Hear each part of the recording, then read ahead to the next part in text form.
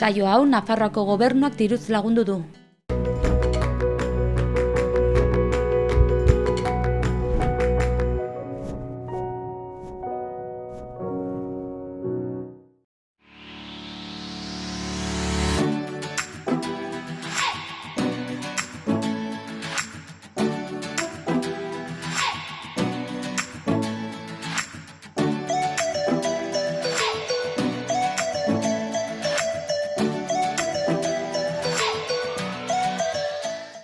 Arratsaldeon, gaur ostirala da, astebukaeran gaude eta gaurko egunerako bi elkarrizketa dauzkagu programatuta. Alde batetik, Ignacio Toni etorri da, Eunat elkarteko lehendakaria da eta elkartearen 20. urteurrenari buruz hitz egitera dator. Eta bestalde, Patxi Sainz etorri da, Nafarroako Turismo Zerbitzutik, beretik Bihobiera egingo den ziklomartxari buruz hitz egitera. Baina gu orain, beti bezala hasiko gara gaurko eguneko edukiekin.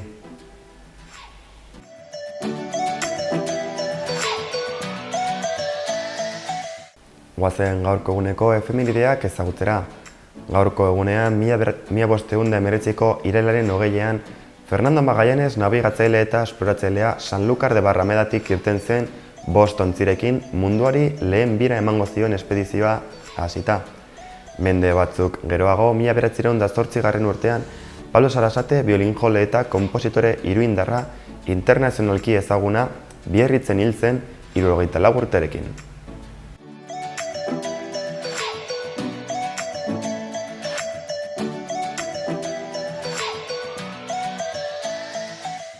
Goazen ikustera, asteburuetako programazioa eta horretarako agenda errepasatuko dugu. Gaurko egunean, Kondestable Jauregian komikiren 10. azoka erakusketa ikusteko aukera dago, goizeko 9:00 arratsaldeko 9:00 arte eta sarrera libre izango da. Gaurko egunean ere, Kondestable Jauregian arratsaldeko 8:00 Pablo Sarasateren omenaldi kontzertua emanen da, arratsaldeko 8:00 eta sarrera libre izango da. Gaurko egunean ere, geltokin gaueko 9:00 Ener Zinema gure lurra gure etorkizuna zinema jaialdia egonen da eta sarrera libre izanen da.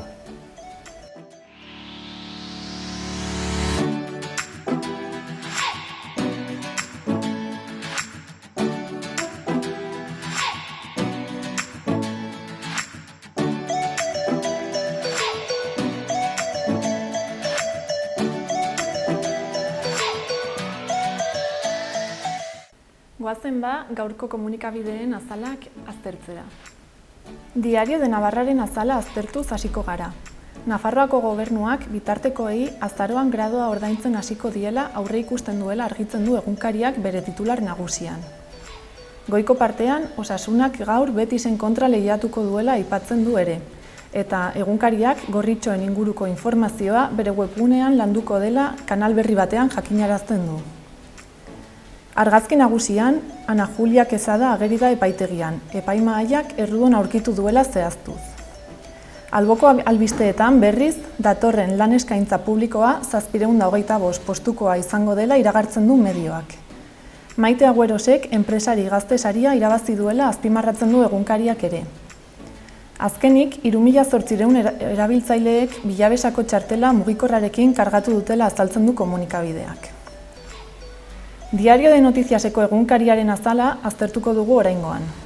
Gobernuak beste lan eskaintza publiko bat planteatzen du 725 postutakoa, bajak eta jubilazioak betetzeko. Titular honekin ireki du azal nagusia Notiziasek.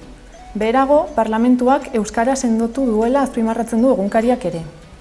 Argazki nagusian, Urdangarin ageri da kartzelatik irten da boluntario moduan aritzeko. Alboko albistean, Osasunak beti sartuko du gaurko egunean.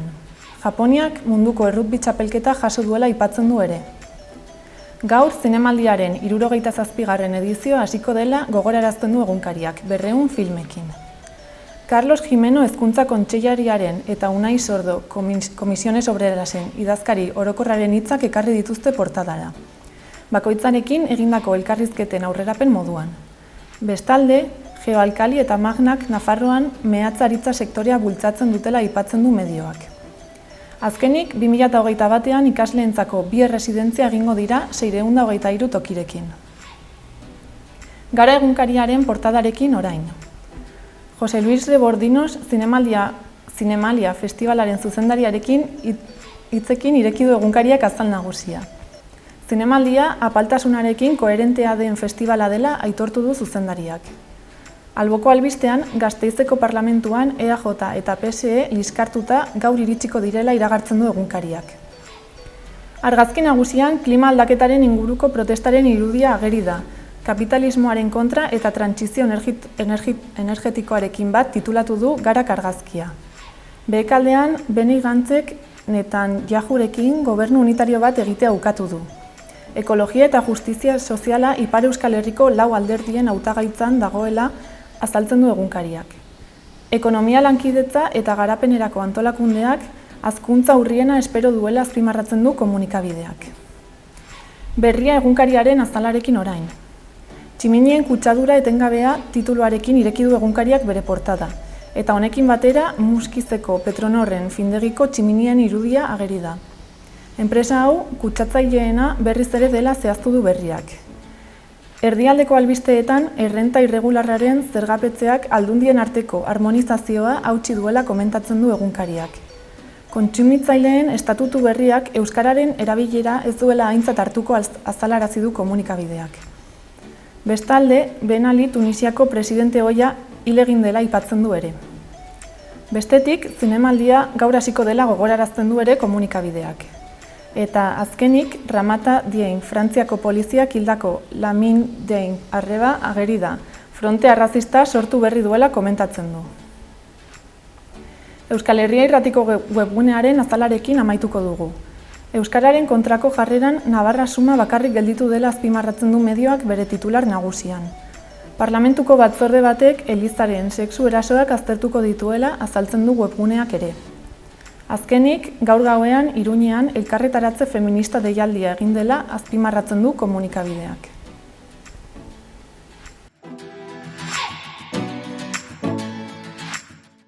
Gaurko eguneko albiste nagusiak azalduko ditugu oraingoan eta zizurreko albisteekin hasiko gara.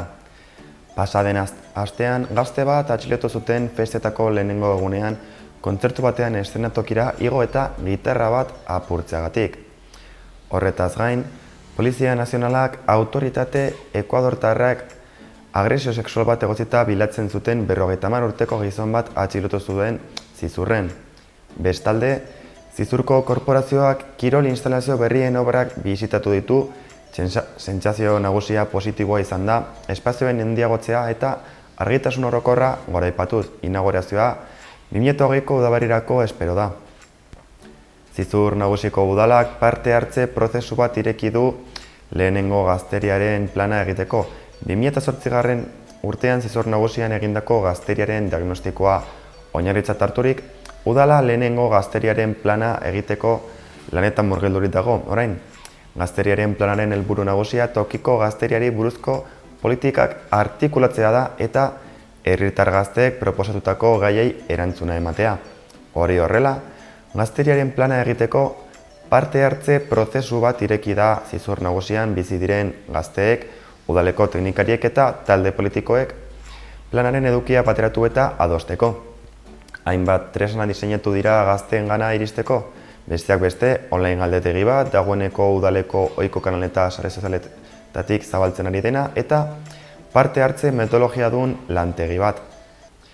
Tokiko agenda 21aren bigarren fasea hasten da, herriko ingurumen gizarte eta ekonomia adierazleetan oinarritutako jasangarritasun diagnostikoa egin eta gero, ekintza plan bat diseinatzeko beharra dago, desiratutako paradara bideratuz. Honen diseinua non herritartasunak ere parte hartzen duen neurriak kontuan izango dira Zizur nagusia herri jasangarriago bat bihurtzen joateko.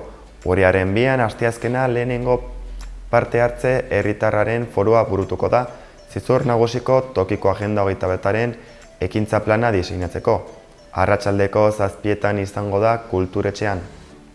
Azkenik, kirol instalazioak handitzeko lanak barkatu direla medio eta zehazki urbanizazio lanengatik trafikoa eten eginda Erreniaga klanean 9. zemakitik 29ra.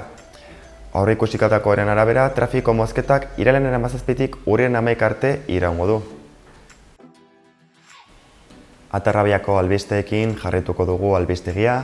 Atzo Atarrabiako 25 urteko auzokide bat atxilotu zuten zerbitzu sexualak eskaintzeko iragarkiak baliatzeagatik estortxorako. Bestalde, Karrikaluze elkarteak botako du Atarrabiako festetako txupinazoa urriaren 5ean. 286 herritarrek parte hartu zuten irailaren 4etik 15era egindako bozketan.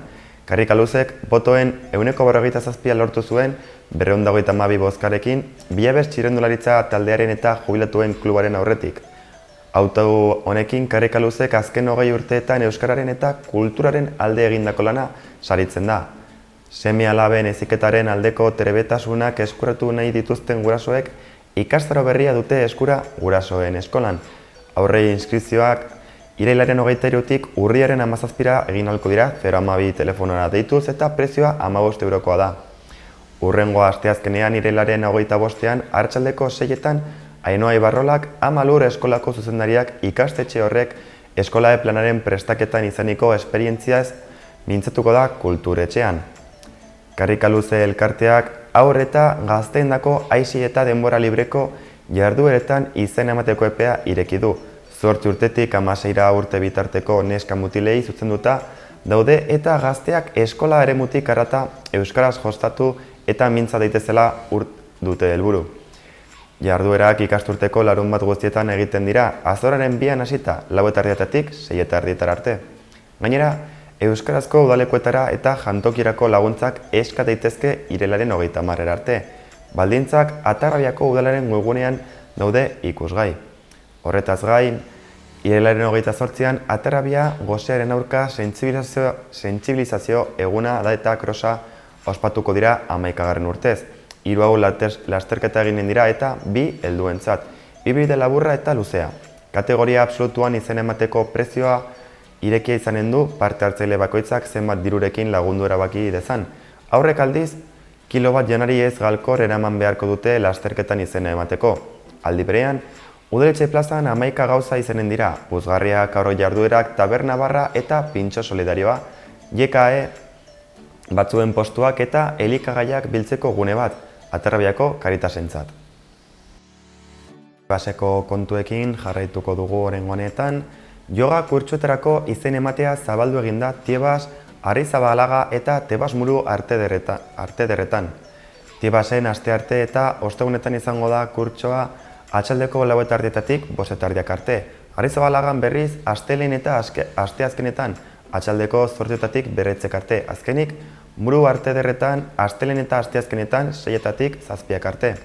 Klaseak urriaren 1 eta 2an hasiko dira eta 35 euroko kostua izango du urritik abendurako periodoan. Iruñeko albisteekin amaituko dugu gaurko albistegia. Iruñeko 352 oinezkoen pasabide semaforo dunek piktogramak izanen dituzte barkatu. Plaka xume bat piktograma batez azaltzen duena oinezkoen pasabidetako semaforoen funtzionamendua eta noiz gurutzatu daitekeen eta noiz ez. Iruñeko 352 oinezkoen pasabide semaforo dunek ohiko elementu ez gain osagarri berri bat izanen dute. Seinale berri hori autismoa duten adingabei zuzenduta dago batik bat, baina informazio osagaia den aldetik irisgarria da beste desgaitasun mota batzuk dituzten pertsonentzat. Ekimen aitzindaria da marrazki soila zarago doana, izan ere, semaforoaren aukera gori berdeak gizarte historio baten bidez eta deskribapenen beste osagai batzuk ere erabiliz azaltzen baitira. Kontzertuak, ipuin musikalak eta aurrendako lantegiak Pablo Sarasateren ondarea bizirik mantentzeko. Aste honetan, Kondestable Zibiboxean programazio anitza izanen da musikari ospetsuaren heriotzaren 111. urteurrenaren kariaz. Gaurko egunean, kontzertu emanaldia eginen da Kondestable jauregian. Atxaldeko 8:00 eta aurrentzako lantegi bat izanen da Sarasateren ondarea zikloren barruan antolatutako azken jarduera. Larunbat goizean, iraileko 21 8 eta 12 urteko bitarteko aurrentzat pentsatuta. Iruñeko Navas de Tolosa kalearen berrurbanizazioa barkatu irailaren 30ean hasiko da. Data horretan hasiko dira hiriko lehen zabalgunearen berrurbanizazio obrak, zehazki Navas de Tolosa kaleko zonaldekoak, parlamentua eta Takenorako errotonda bitartean. Urtea amaieran amaituak izatea espero dira eta udalak bizilagunei informazioa emango die buzoietan obren inguruko informazioarekin. Gaur gauerako elkarretaratze feminista deitua dago. Iruñeko mugimendu feministak elkarretaratzeko deia egin du gaur arratsaldeko 8:30 udaletxe plazan konzentratzeko. Larrialdi egoeran daudela salatu du mugimenduak azken hilabeteetan eta egunetan egondako delitu sexualen datuak direla eta.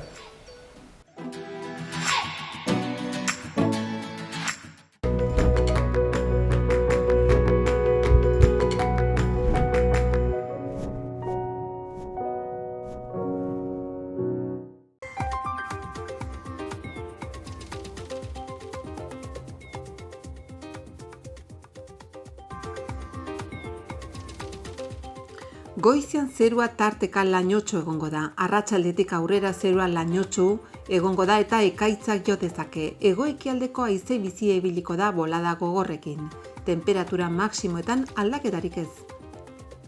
Larun batean ostarte batzu goizean, arratsalde gau partean zerua lainotxoago egongo da eta baliteke ekaitza jotzea. Hego haizea indartsu hasieran egunak aurrera eginela ahultzera egingo du. Temperatura minimak gutxi edo nahiko igoko dira, maximoetan aldaketarik ez.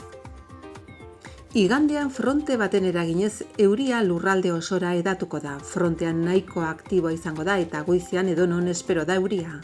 Arratsaldean ostarteak zabalduko dira eta hegoaldean atertzera egingo du. Iparraldean ordea bustitik segituko dugu eta zaparrada botako ditu batez ere Kantauri isurialdean. Mendebal eta ipar-mendebaldeko haizea ibiliko da eta kostaldean bereziki zakar xamar izango da. Horrek eragin zuzena izango du temperaturan eta maximak asko jaitsiko dira. 20-22 graduren bueltan geratu arte. Erratzun kanpin baztan oporretan deskansatzeko eta ongi pasatzeko lau izarretako kanpina. Ingurune zoragarrian eta lasaian. Hondarribi eta Donibane Loitzuneko hondartzetatik 3 ordu laurden eskaxera. Baztan kanpina 100 metro kuadroko 150 partzel esiak eta itzalarekin, apartamentoak eta bungalobak. Argindarra eta urez hornitutakoak. Heldu eta umentzako 2 igerileku, jolastoki, ostatu, jatetxe, supermerkatu, padelpista, petanka eta pinponarekin. Gainera uztaila eta abuztuan aurrendako animazio ere badago. Erratzun, baztango bihotzean, baztan kanpina. Magazinaren bigarren partera iritsi gara eta gaurko gonbidatuei paso ematera tokatzen zaigu. Esan bezala, Ignacio Toni eta Patxi Zain etorri dira beren kontuei buruz hitz egitera.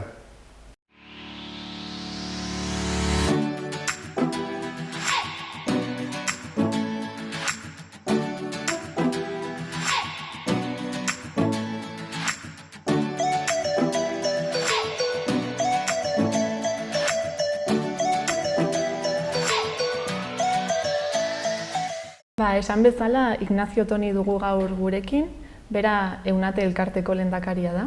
Arratsaldeon. Arratsaldeon. Zer moduz? Ongi. Zer aldi guzu kontatu Eunate elkarteari buruz? Bueno, kontatu aldizu ze aurten bete behar du ditugula 20 urte. 20 urte urruna gainean daukagu eta orduan ospatu egingo dugu, zeia 20 urte direla elkartea martxan dagoela. Orduan, urte hauetan bide luzea egin dugu eta baditugu zenbait alderrikapen eta zenbait zerbitzu egiten ditugunak aspalditik. Eta orduan hori nahi balin bazu komentatuko ditugu edo, orduan adibidez zerbitzuak gure ikuspuntua gorreriaren inguruan, orduan bada kontuan izan behar dugu azken urteotan, azkeneko hamarkadetan aurrerapen handia gertatu direla gorreriaren inguruan. Orduan, horren aldaketa handiena izan da teknologia aldetik inplante koklearrak edo hezurra bidezko implanteak edo garatzea edo audifono digitalak. Orduan, gaur egun posiblea da pertsona gorrek nahiko modu errazean eta naturalean garatzea ahozko hizkuntza. Orduan, hori jakinda eta hori bide hori garatzen ari zenez, sortu zen Eunate elkartea, pertsona gorren familien elkartea. Eta horren hildo hori pixkat ezagututa, horren inguruan jarrita daude, edo dauzkago antolatuta elkarteko zerbitzuak. Orduan, badago pertsona bat, asoziazionismo edo esaten diogu, eta orduan egiten duena da gizarteari orokorrean pixka sentsibilizazioa. Ze badira gauza asko eta asko gorreriaren inguruan ezagutzen ez direnak, eta orduan hor badu lan handia. Gero beste pertsona bat dago, esaten diogu, familientzako laguntza eta sostengua emateko zerbitzua, eta orduan egiten duena da, kontuan izan behar dugu detekzioa, familiek badakitela beren semea edo alaba gorra dela, oso garaiz, lehendabiziko beren seme alabaren bizitzaren lehendabiziko hilabetetan dakite. Badute baieztatua, orduan hor behar dute laguntza pixkat jakiteko zer den, ze ondorio dituen, nola jokatu behar duten, berriro antolatu behar dute familia osoa horren aurrean, eta orduan momentu horretan bereziki gero badira bizitzan zehar, aurraren bizitzan zehar beste momentu batzuk, baina batez ere horretan laguntza behar dute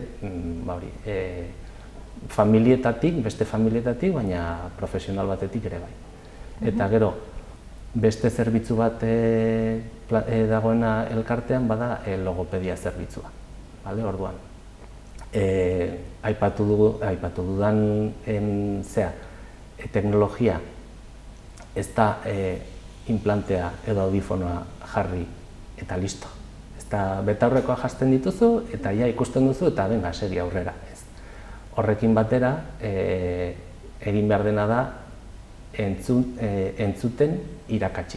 Orduan, implantea edo aparatua edo jarri ondoren, egin behar dutena da norbaitek erakutsi behar die entzuten duten edo somatzen duten hori soinua dela eta esan nahia duela. Orduan, horrekin ere lehendabiziko urteetan badagoela. Eta gero, hortaz aparte, eta azkeneko zerbitzua da, irisgarritasun zerbitzua ekintza publikoetarako, edo hitzaldi publikoetarako.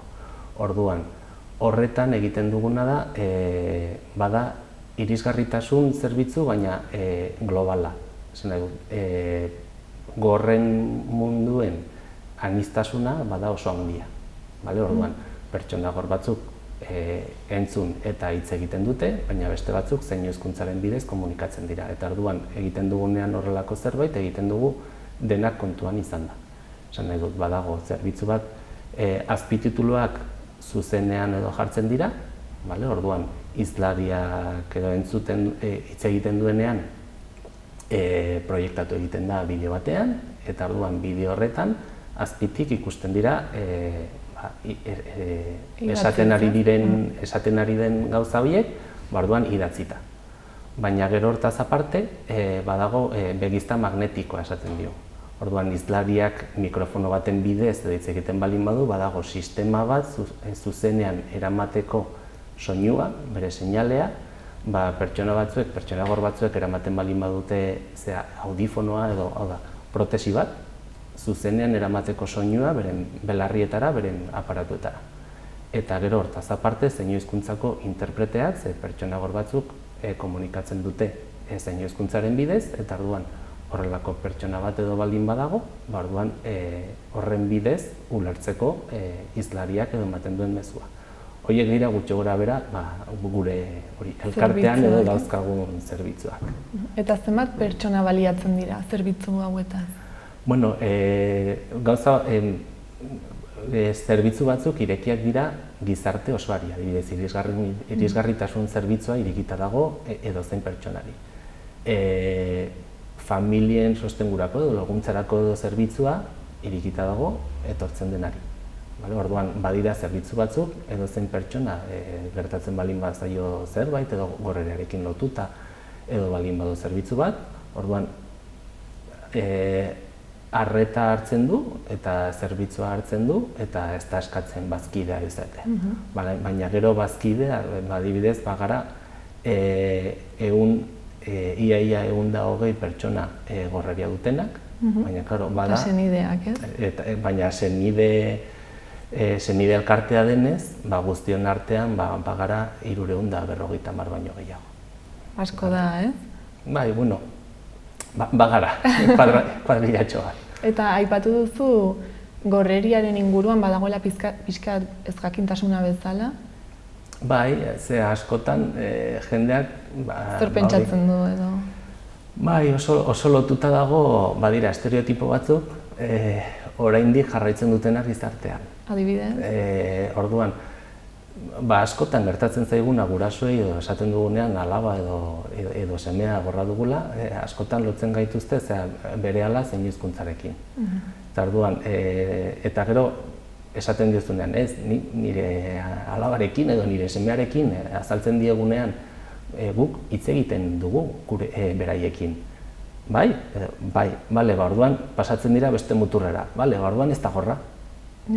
Bai, bada gorra, baina gaur egungo dauzkagun baliabideekin eta teknologiei esker gorren itxaropenak edo bizimodua aldatzen ari da eta orduan espektatiba horiek aldatzen dira eta errealitatea bada oso ezberdina. Duela 40 urte, bai, errealitatea hori izango zen, ze azkenean ez dute batzuek, hau da, gorreria sakona edo baldin badute, ez dute ezer entzuten. Ez da, pixka bat entzuten du eta orduan teknologiarekin entzuten du oso ez. Badira, gorreria sakona dutenak eta orduan implantea jarri eta orduan gai dira ahozko hizkuntza garatzeko.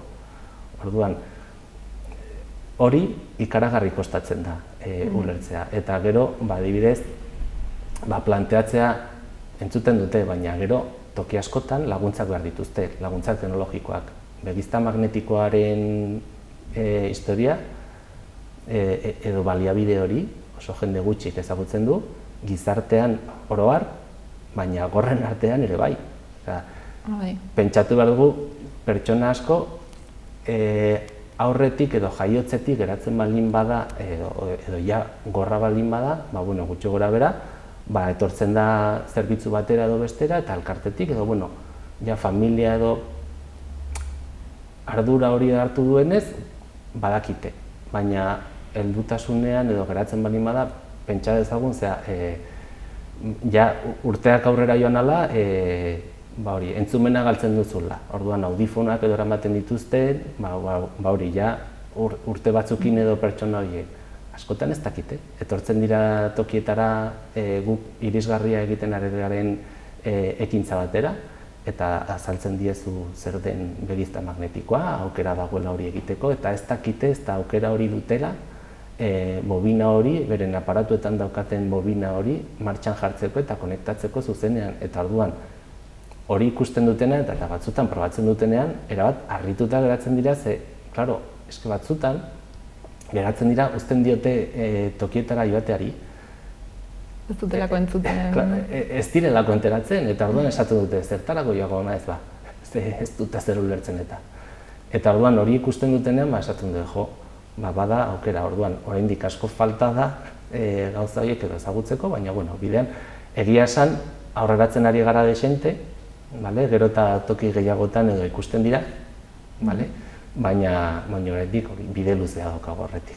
Badago, orduan pixka bat informazio falta bezala, ez?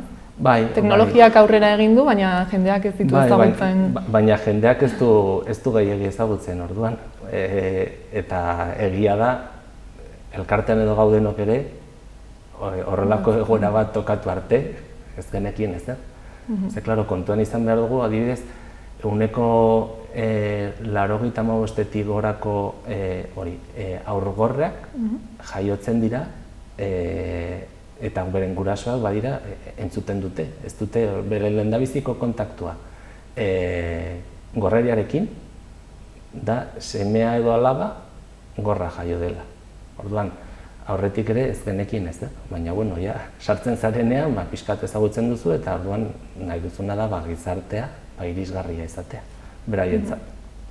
Eta aurten ospatzen duzu hori 20. urte hurrena, ez?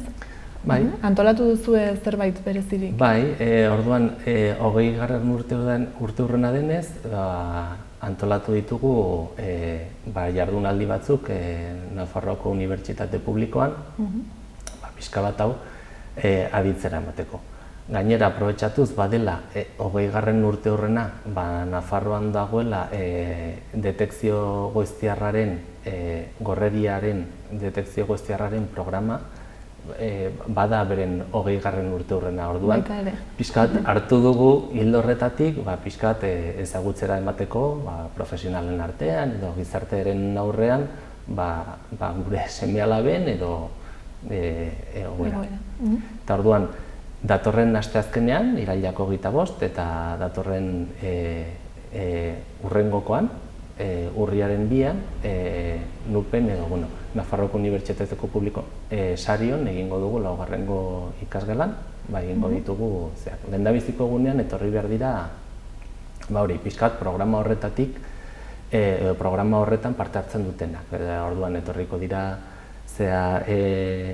osasun publikoko institutotik, eta etorriko da programa horren arduraduna, pixkat azaltzeko zertan datzan, eta ze aurrerapen edo lortu diren horri esker. Gero, Klinika Unibertsitate Navarratik ere etorriko da, pertsona bat, Manrike medikua, ze bera osasun bidearen bidez, baina implanteak berak jarri izan ditu, aurten nik uste dut 30 urte egiten dituztela implantea jartzen, orduan implantatuak edo diren guztiak osasun bidearen bidetik, baina derivatuak edo dira Klinika Unibertsitate Navarra, eta orduan egia esan bada aitzindaria eta erreferentzia bat, estatu mailan eta mundu mailan. Eta gero beste etorriko da aurren otorrinotik, edo aurren otorrino zerbitzuaren arduraduna, Zubikarai medikoa, eta berak hitz egingo du orain arte aintzat edo kasu gehiegi egiten ez diren errealitate baten inguruan, hau da, gorreria askotan bada bi aldebikoa, baina eta askotan belarri batetik entzuten ez baldin bazen, etzan ezer egiten. Ze, bestetik edo entzuten denez, orduan ez dago, badoa aurrera. Eta orduan berak hitz egingo du, ze ikerketa batzuk egin dira, eta orduan lotu dute ze ibilbide izan duten hezkuntza sisteman, belarri batetik edo belarri batean edo duten gorreria dutena, eta orduan ikusten da hor zailtasunak izaten dituztela. Orduan, jokabidea aldatzen ari da. Eta gero azkenekoz, lehendabiziko gunean, Rebeka, gure familiei arretarako zerbitzutik etorriko da, eta azalduko du nolakoak diren lehendabiziko urteak, batez ere lehendabiziko urteak familia batentzako, eta zein garrantzitsua den lehendabiziko urte horietan interbentzio sakona egitea. Ze ahozko hizkuntza ongi garatzeko, baina gero batzutan, edo nahiko maiz agertzen dira gorreriarekin zerikusia ez duten arazoak hizkuntza garatzeko, edo zein hizkuntza garatzeko, edo beste ezgaitasunak, eta orduan zenbat eta gehiago landu lehendabiziko urtetan, gero eta aurrerago dakizu ze besterik edo badagoen, eta orduan lanean jarri altzara ahalik eta azkarren. Eta bigarrengo egunean, zentratuko gara, urriaren 2an, zentratuko gara errehabilitazio bergaitze horretan.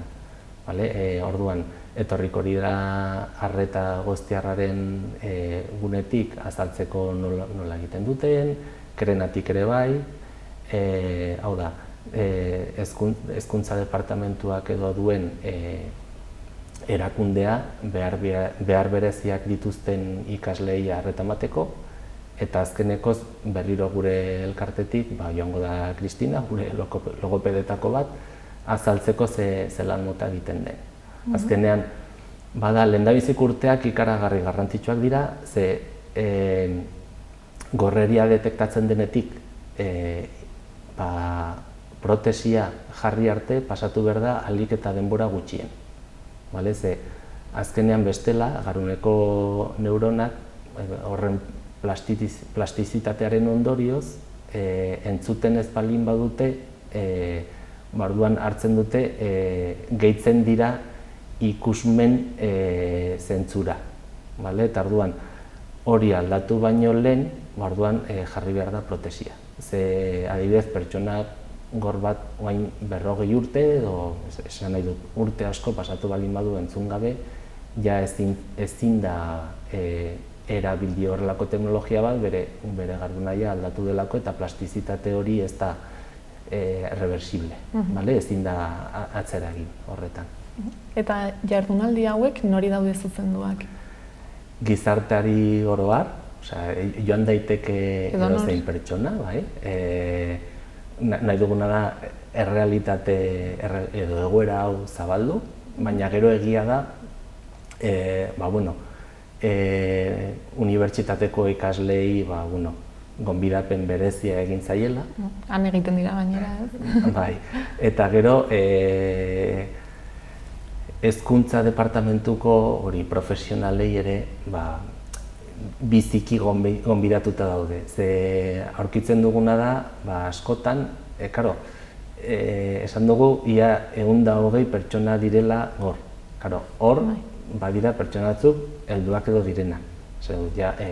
Heldutan edo geratu ziren gorrak, orduan horiek ja hezkuntza departamentuan edo hezkuntza sisteman ez daude, baina orduan ez dira hainbeste. Eta orduan askotan profesional horien artean ez jakintasuna oraindik ere bada handi xamarra. Eta orduan joaten dira klasera edo ailegatzen zaie ume txiki bat eta ez dakite nola jokatu, ze egin, pixkat mesfidantza sortzen die. Orduan, horiek biziki gonbidatuta daude, ze azkenean bada errealitate bat dagoena ikasgeletan, eta orduan ez dago zertan izan beldurrik zea pertsona gor bat edo zea aparatuekin edo behar ditu egokitzapen batzuk, segun kasuaren arabera, oso aldakorra izan daiteke, batzuk badoaz bi hizkuntza edo euskera, gaztelera eta ingelesa dena ikasten dute, eta beste batzuei kostatzen zaie pixkat gehiago, baina bada, bakoitzai behar duena ematea, eta orduan hori jorratuko du. Eta, jardunaldi hauetaz gain, irailaren 28an ere justu da pertsona gorren nazioarteko eguna. Eta orduan, egia esan urtero bezala, egingo dugu joango gara Gazteluen Parantzara, eta hor jarriko ditugu puzgarria, musika, jolasak eta pasatuko dugu goiza, gure realitatea, gure egoera zabaltzen. Piskat, orduan, erabat irekiak dira, doainik dira, etorri nahi duten guztiak gonbidatuta daude, eta kontua da, hor joango gara, heldua, gurasoak, gure seme-alabak, pixkat ezagutzera emateko. Ikusteko zein den egoera. Batzutan, ni etorri nahi naiz gorra, eta batzutan kosta egiten da, errealitatea azkenean toki batera joatea da, eta gure seme-alabak edo gure senideak, gorrak direnak ikustea funtzionamenduan eta nola hitz egiten duten, nola komunikatzen dugun elkarrekin, nola hitz egiten duten euren artean, beren anai arreben artean, orduan hori ezagutzera eta batez ere ongi pasatzera. Hori, esan dudan bezala irikia, erabat irikia, doainik, orduan etorri, informazioa zabalduko dugu, norbaitek edo zalantzarik edo baldin badu, edo audifonak edo baldin baditu, edo baldin badu senideren bat, gorreria edo gaizki entzuten duena etorri dadila, eta baitze egingo du. Zenbat garren aldiz ospatuko duzu, Badira urte batzuk, urtero ospatzen dugu ze bada aukera bat kalera ateratzeko eta ezagutzera emateko. Orduan, egia da, tradizioa bihurtu da gure jan, eta orduan hasi ginenetik, edo elkartea hasi zenetik, hasi ginen ateratzen ze bada aukera bat gure egoera hori ikusteko, ze bada gorreria askotan esaten da badela ez gaitasun ikusezina. Bale? Ba, gure kasuan are gehiago. Zergatik, ze gure kasuan esan nahi dut, ze gehienok gure elkartean haur asko eta asko daude eta hitz egiten dute, esan nahi dute eta entzuten dute orduan. Ikustezina zergatik, ze pertsona gor bat zein hizkuntza erabiltzen duena, komunikatzen duenean konturatzen zara badela gorra. Baina gure seme-alabak edo edo helduak ere bai, elkartean daudenak eta gehienak komunikatzen dute ahoz. Eta orduan, klaro, ez duzu ezer somatzen, baina beharrak dituzte. Orduan, hile luzea balin badu, eta ez badin bada ikusten hor belarrietan edo badituztela aparatu horiek, askotan, gertatzen zaigu, joaten dira tokietara, kostatzen zaigu lertzea, ez da enteratu edo, ez du lertu edo, baina ez dakite gorra da. Orduan, errealitate hori ezagutzera. Eta urtetik urtera, esango zenuke egoera aldatu dela, jendeak gehiago ezagutzen zaituztela? Nik esango nuke baietz, baina oso poliki. Baina oso poliki. Asko kostatzen da, azkenean egun batean edo ikusten duzu eta gero edo ahaztu egiten da, baina gero eta gehiago ikusten dira tokietan adibidez begizta magnetikoaren kartelak eta tokietan edo irisgarriak edo direlaren seinaleak. Uste dut, bai, gehiago ezagutzen dela edo ikusten dutenean inplante bat edo bale, hori da. Baina oraindik asko falta da. Badago bidea. Eta etorkizunera begira positiboak zarete. Uste duzu, teknologiek geroz eta gehiago laguntzen dute, ez? Bai. Eta falta dena da gizarteak gehiago... Bai, azkenean denborarekin oso errealistak izan da garapen medikoekin. Azkenean bidea ematen digu erabat modu autonomoan komunikatzeko. Ez du beraiek bakarrik ateratzen dira, orduan denborarekin gaurko egoera bada nahiko ona, garatzen dute ahozko hizkuntza, hitz egiten dute eta entzuten dute. Orduan, hemendik aurrera bideak ezin du beste atzera egin, bidea egoera ona da, hemendik aurrera hobea.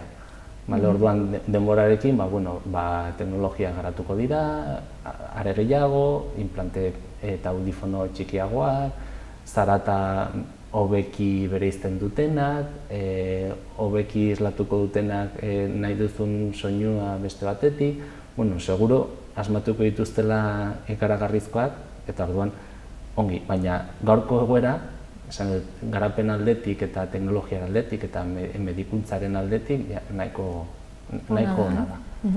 Eta orain, bukatzeko, ez dakit zerbait gehiago gehitu nahi duzun edo zerbait esan nahi duzun? Ez, eskerrak lehendabizi Xaloa telebistari gonbidapenagatik eta gustatuko litzaidake gizartea oro har gonbidatzea errealitate hau ezagutzera. Eta orduan planteatu ditugun egoera edo ekintza horietara etortzea, edo momentu horretan ez baldin bada, hor gaude, anaitaren aurrean, anaitasunaren aurrean, Iratxe monasterioaren zeharbidean gaude egun osoan, orduan, edozein zalantzarik edo baldin badute, berrealitatea jakin nahi dute, arazoren bat edo baldin badute gorreriarekin, etor daitezela eta hartuko dugu denbora eta hitz egingo dugu eta arreta hartuko dute. Orduan, etorri daitezela nahi duten momentuan jorratzeko nahi duten kontua. Primeran, mila esker gurekin egoteagatik. Zuei berriro. Eta ongi izan. Mila esker.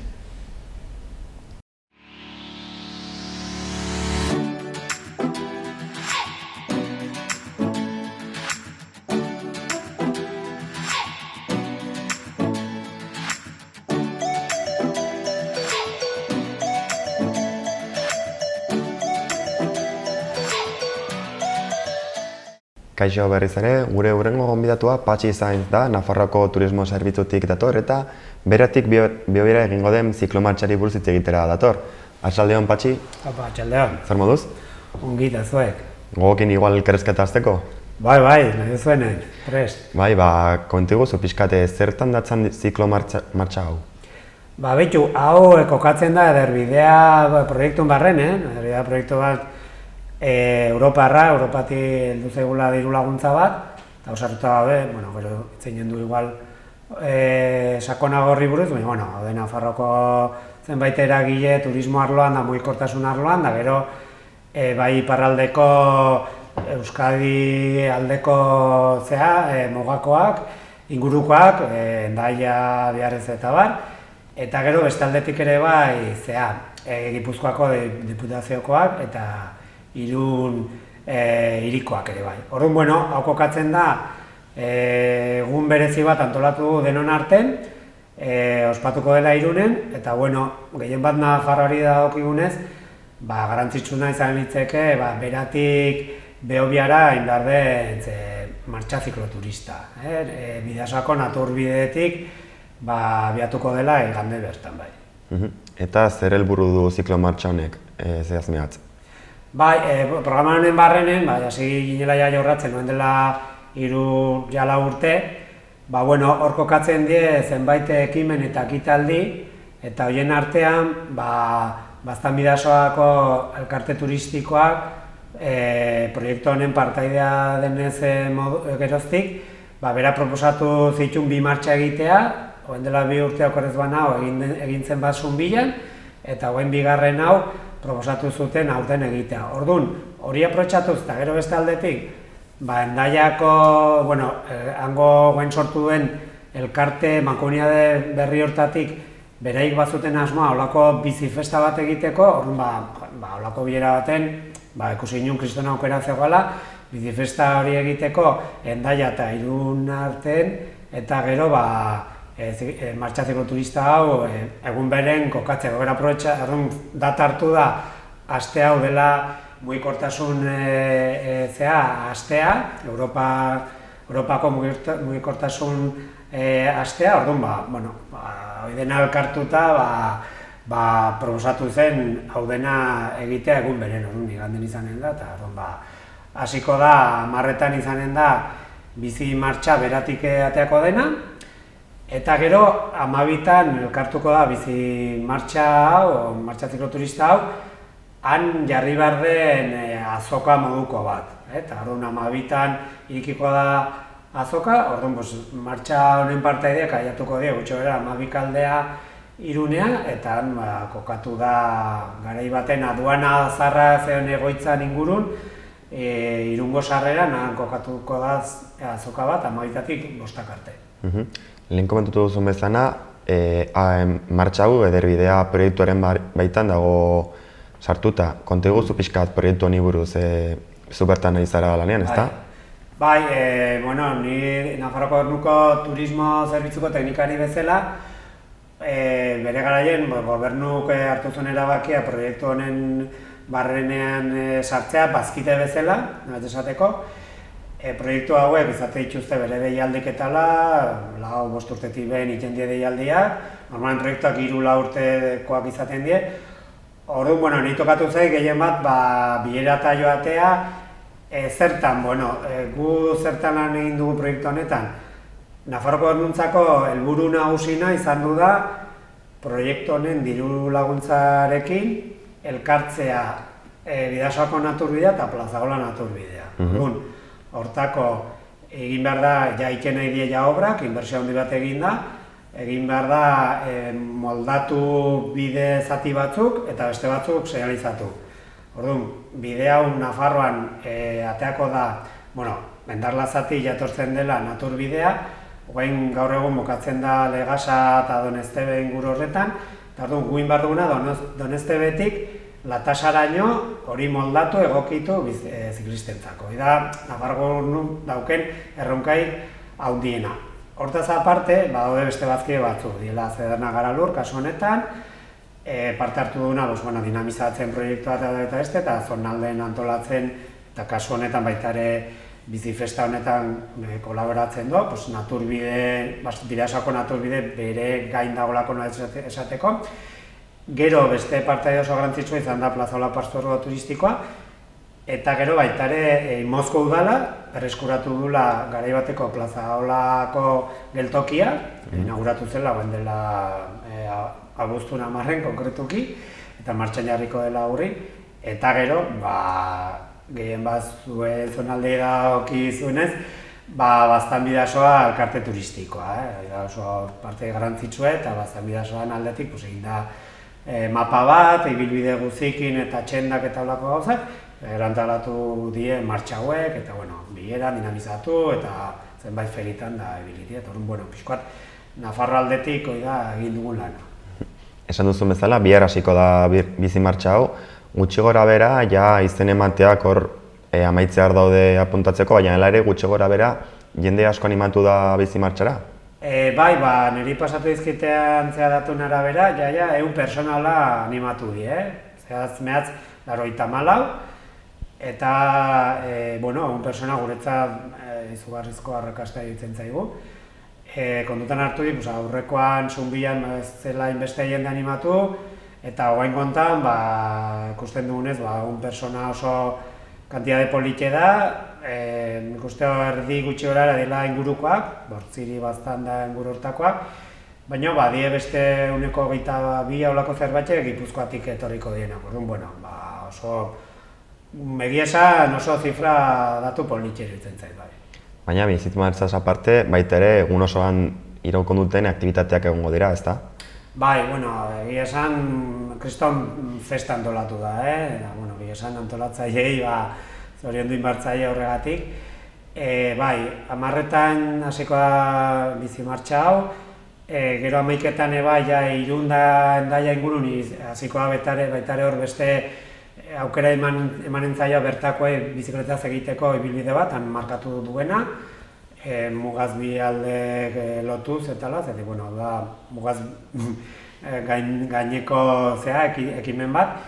Eta gero, nola esateko, bizi martxaz aparte, gero ekitaldi nagusina, hasiko 12tatik aurrera, esan dudan bezala, 12tatik 5 arte, eta hor prestatua azoka bat, eta azoka horretan, okerrez bana, honen dia 17 estan o gune, eta horien artean izanen die turismoko informazioa, alde batetik, Nafarroko Gobernuak eramanen dago bere estana, gero Baztan Bidasoa udi gabe, Euraren Baiarak, dela Zedernagara lurren ez esateko bertako partaidek eta bertako elkartea, udalaen elkartea, hor baita ere honen die, eta gero Nafarrotik komentatu behar du, joanen diela Lizarraldeko Partzuergoko turistikoa, baita ere indutelako betetentzako ibilbide batzuk, eta baita ere eremua gune esaten zaiona dela Zubiri, Eugi inguruko beste eremu bat prestatu dutela betetentzako.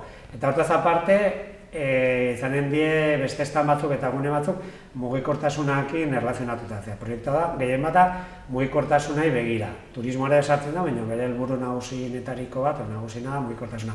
Eta diez, Gipuzkoako Diputaziotik eraman behar dute estan bat oso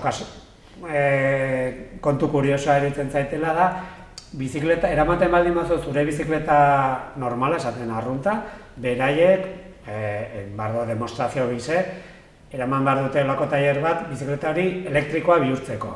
Eta horrek erikitzeitxo oso ikuspuntu desberdina, bizikleta normalak ez denok ditugunak etxen, bihurtzeko nora etxezate noiz batxe, bizikleta diteko, eta gero izanen diatalogilek, gero izanen da beste gauza kuriosoare bai, persona bat bere bizikletakin zukuak iten dituna, fruta ekologikoekin, oso gauza kuriosak, eta gero aparte, bai Gipuzkoako informazio turistikoa eta hori Beharri, Zendaia eta ingururtako informazio turistikoa. Guztia kokatzen da erdibidea bizikleta festeko programazioan edo hori beste kontu bat da? Ez, hori sartzen da dena puntu beren eta helburu berdinarekin. Gero aparte esan behar da egin behar dela Facebooken argazki lehiaketa bat, hortako han bertan izena eman behar da, eta izan behar da bertan emateatako argazki dudik gabe.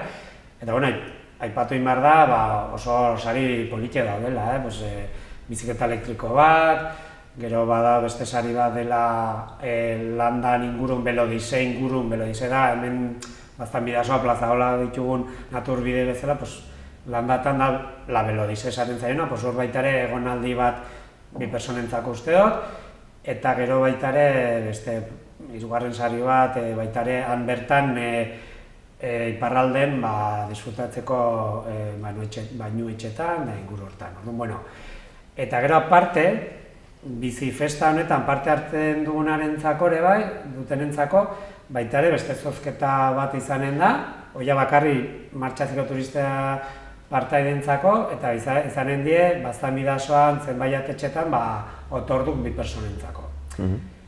Eta, baitare aipatu bizikleta martxan parte hartzen duenentzako ere bai, baitare izanen dien Nafarroako aldetik sare motxila bat eta botein bat ederbideako logokin, uste oso egun politxe, eta esproezagun ez dakite egualdi zer datorkiun, baina, aguantatzen duen pixkoat, egualdi politxateatzen den, da uste oso festa politxe izaren dela, magitatik bostak arte, amarretan bizikleta martxarekin, nahiko interesgarri eta, jendeei animatu bizikleta martxan parte hartzeko, bukatu da epea, baina, hogeita bian, Behobia Irun inguru horta joateko, guendik konbidapena bialtzen diet jendei, parte hartzeko, joateko, bizikletakin joateko, eta segurazki oso politxe pasako dela bai.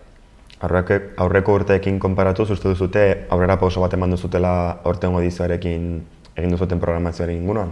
Bai, lehenu izan zen bizi martxa bat, eta aurten nik uste beste gaina dalen biziko azoka egiten dena, ederbidea proiektua berez, datorren urtean martxoan 31an bukatzen da, baina, bai hori hitz egin behar da, baina nik uste dut bizi festa honekin asmoa badagola jarraitzeko, ez?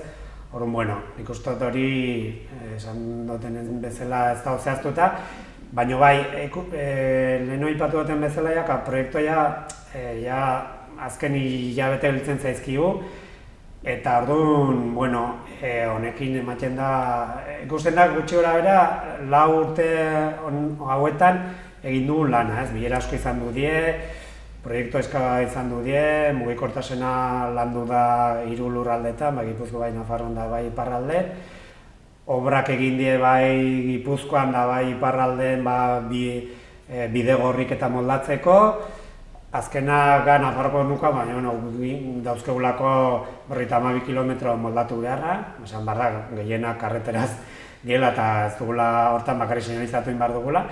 Baina, Nafarroko gobernuen aldetik aipatu nahi dut ere bai, obrak asmoa dela abendurako bukatzea. Orduan, festa honekin esaten da, matxen zaio, bada azken ikutxue proiektu honei. Hala ere, esan behar dut, martxoa bitarte izanen dela beste ekitaldi bat, ez da prestatua izanen da igual instituzionalagoa, alako zerbait, baina, bendik gelditzen zaigula niretzateko azken ekitaldi bukaera emateko. Baina, jendentzako hau izan da garrantzitsuna eta, oso animatuta gaude, bai. Proiektua esan duzun bezala, martxoan amaitutzat emango genioke, baina hala ere, hortik aurrera, zin izango nezeteke zuen abiapuntua, beste proiektu batetan sartu edo proiektua berriz ere bir sortu zerbait? Bai, nola esateko proiektua bukatzen da finanziazio aldetik, ez? Eta nola proiektua zen gehien bat inbertsioak egiteko. Nafarroko aurrekontu zen 2.000.000 eta 4.000 euro lako zerbait, eta inbertsioetan gastatu behar du Nafarrokoan 1.000 eta 800.000 euro lako zerbait. Zen garantzitsuna zen inbertsio hauek egitea bidek egokitzeko, gero komunikazioa eta gero beste tailerrak eta lako gauzak. Hau bukatzen da, baina guain gelditzen zego behin bidea lotura egina dagoela, jauki behar dugu landetatik hasita Iruñaino jaia, Sarasaino momentuz, jaia bide berde bat bizikletantzako. Orduan, urrungo erronka da, ja hasi gala pixkoatei prestatzen da, hori promozionatzea eta zerbitzuk ematea, zateka, bizikleta helburua da Europatik etortzea bizikletaz, Europatik etortzen baza, jatetxeek, hotelak, bizikletantzako zerbitzuk, orduan, hori proiektu honetan esan duten bezala berreskuratu da Latasako geltokie eta Leitzakoa ere, Leitzakoa bukatuko dute hilabete honetan, eta asmoa da, kudeaketa zikiramendu da, baina, datorren urteako ere bai egin. Orduan, gure erronka da ja Fiturren aurkeztea, Fiturren bakizu dela turismo azokai importantena estatu mailan eta Europa mailan importantenetariko bat, eta datorren urtetik aurrea ja hori diseinatzea produktu turistikoa, gero baita ere promozio kanpaina bat egitea hemendik kanpora, eta baita ere egin nahi duguna da bertako biztanlentzako kanpaina modu bat baita ere jabetzeko hemendik aurrea,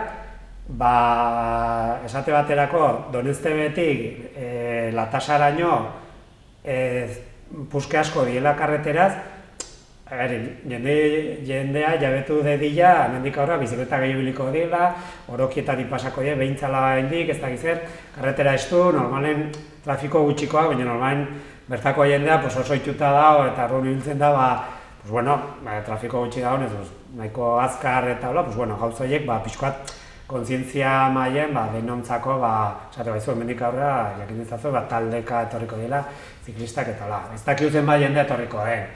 Espero ezagun gero eta gehiago, baita ere konstiente gara, holako gauza pixka eta ez dela izan behar martxotik aurrera, jende pila gora eta bera, pixka, baina da urrengo erronka. Eta honekin lotuta, baita ere Nafarroatik lantzen ari garena da, ederbidea bat zenbakikoa, ederbidea Eurobelo, 16 Eurobelo zati daude Europan, hau da bat zenbaki eduna, baina lantzen ari gara ja Eurobelo 3, esaten zen, Eurobelo 3 izan hitzeke Eurobelo bat Iruñaino, eta gero hortik hartuko loke Santiago bidea. Orduan, asmoa da lotzea Eurobelo bat, Eurobelo 3-kin. Hori Eurobelo 3 lan horiek handi daudea atzeatu xegoa, baina, ari gara lantzen, bidean nondi joan behar duen, erronka da hori promozionatzea ederbidea Eurobelo bat, da gauz bera, baina ederbidea eman zaio Nafarroko puske horri bakarri, bida Eurobelo bat, eta gero lotzea etorkizunean Eurobelo 3-kin. Eta gero oso importantea da, lotzea plazaola guain egina da, Sarasaino, Latasa, Sarasa hor, Iruztun Sarasa hor egina da, baina guain falta zaio pixkoat, eta beste erronka bat da, lotzea Sarasa Iruñarekin. Horrekin ja edukiko ginuke, eta hortako behar da egin behar diagoz bat. Labur bilduta erronka da promozionatzea ederbidea, lotzea Iruñekin, eta lotzea gero Santiago bidekin. Espero dugu asteburuan dena ondo joatea eta alik eta lan ona egitea engelitzen zaizkizuen hilabete hauetan eta etorkizunean ere. Ez dakit Patxi beste zeo zer gehiago komentatu nahiko zenuke, hola airean gelditu den ideiaren bat? Ez, bakarri bukatzeko, pixkoa martxa zikloturistaekin lotuta, hori azpimarratu marretan ateako dela beratik, izena eman behar da horretik, berako kiroldegitik ateako dela. Orduan, 8:30-tik 10:00 gutxi arte, izena eman duna joan daiteke dorsala eta oparitxoak biltzea. Gero aiatuko dira 12:00, eta gero ordu 2 gutxitan, itzordue dagoela han bertan, ja bizikletaz bueltatu nahi duena, bueltatzeko. Esan behar dare bai, han bertan egonen dela bizikletantzako konsigna bat, bizikletaz joaten dena beratik, lasai joan daiteke gero feria ikusten da dena, eta horre honen da tarte toki bat vigilantziakin daula bizikletakan uzteko, eta gero baita ere, azpimarratu nahi dut, gero bizikletaz nahi ez duenentzako honen dela autobusa edo taxi lantzaera bat, uste dut ordu 2:30-tik 3:30 arte, bai personak eta bizikletak eramateko herriz berara. Eta, momentuz hori izen eman behar da, izena ematen den epe horretan, momentuz 16 persona puntatuta daude, baina, jakin behar da, hori baitare zerbitzu hori honen dela, esan nahi dut alde horretatik, eta asmoa da lauetako beran egotea, bueltatzen dinentzako eta gu, bostak arte honenga Irunen azokarekin, bostetan bukatuko da. Patxi, espero dugu dena ondo joatea, eta beste ekitaldia antolatzen zaretenean, gopiatu zaude berriz ere hona etortzeko, ekitaldire buruz hitz egitera, eta sorte hona opa dizugu. Bale, mi esker zuei eta horrengo arte.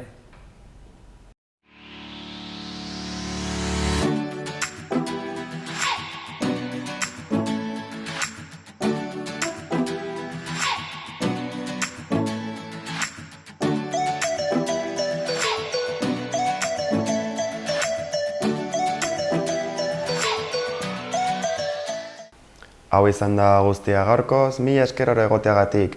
Espero dugu asteburu ona pasatzea, guk astelehenean bueltatuko gara beste kontuekin. Mila esker eta asteburu ona pasa.